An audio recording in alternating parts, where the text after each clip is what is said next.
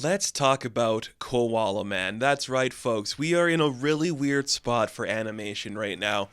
There's a lot of turmoil, a lot of things being uprooted.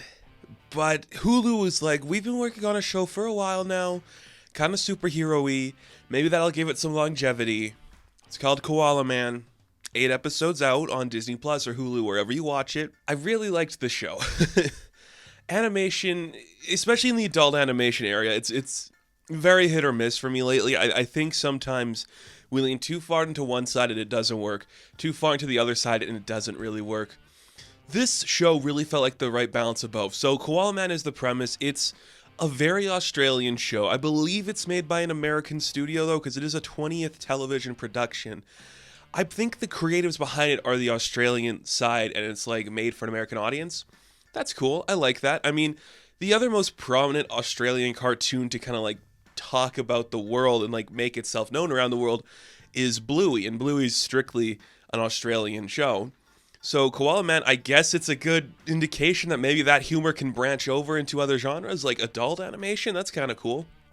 But this is the story of Kevin Williams. He's a middle-aged man who wants to do good by his community of Dapto, so he is going to dress up as the Koala Man and pretty much just be the hall monitor of his community. And that in itself is really fun. Like, that's a good concept that can lead to some great humor, and it does. It's genuinely an impressive story. I think one of the things I was kind of hesitant on was the mix of animation. I say that loosely because it does have, like, the more, like, gruff-looking, gruesome aesthetic with some characters and depictions being a little more, like, dramatic and just like, hey, we're gonna have, like, one still image that's, like, popping in your eye, and then it's also gonna look kind of fluid like Solar Opposites does.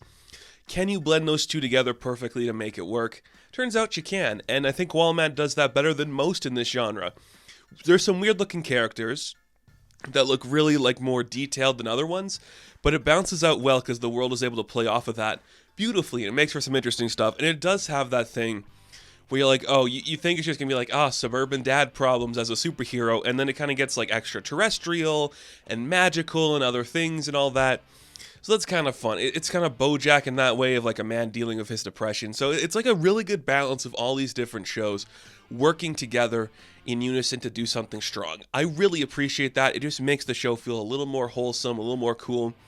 The jokes all land for me. Maybe it's because I have a soft spot for like Australian styled comedy and that type of universe, but it really feels like it genuinely is doing something different with its humor than we see in normal American stuff, and that's really fun.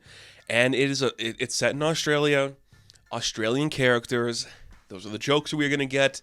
Those are the storylines we're gonna beat. So it's gonna make fun of America and Hollywood and actors that go over there.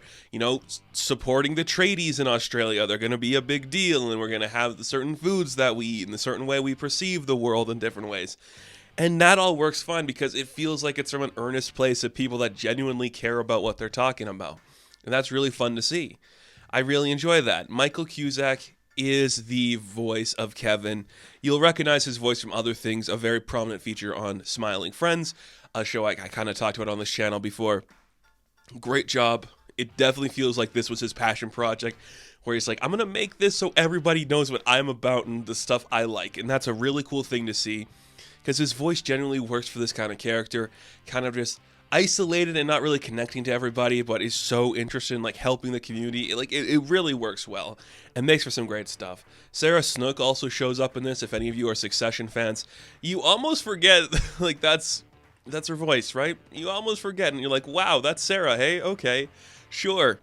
But the biggest surprise of all, and I think this is like the true testament to like what this show is and why it's a accurate, authentic depiction of Australia in terms of just like making fun of it comedically. Hugh Jackman's in almost every episode. And I'm like, wow, we actually got Hugh Jackman to do this? I'm not saying that he wouldn't do it, it's just like, wow, that's like one of the bigger names you could get who would be willing to commit to that kind of a bit. And I think that's a really cool thing to see. The fact that he's like, this feels like it's a good, authentic representation of my country. Okay, I'll make fun of it for a little bit. That's a really cool thing to see.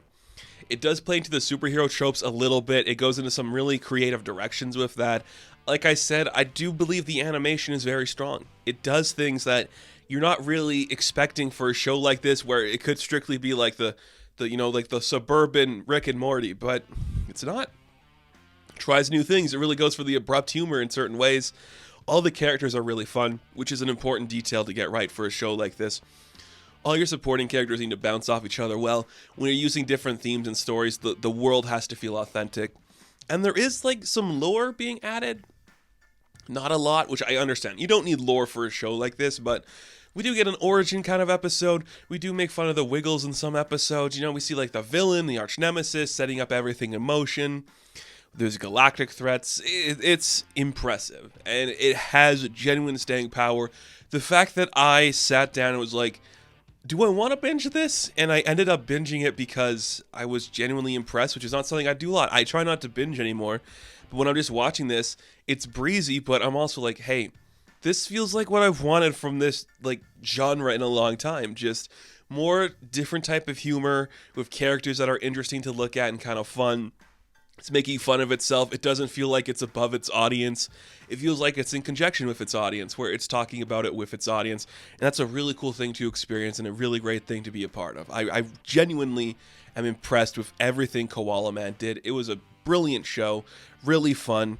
And in these uncertain times, I hope it can find staying power to get a second season. I think like the Hulu Disney stuff is a little more safe in these kind of aspects because they can put the money down and it kind of comes through, but I hope it does.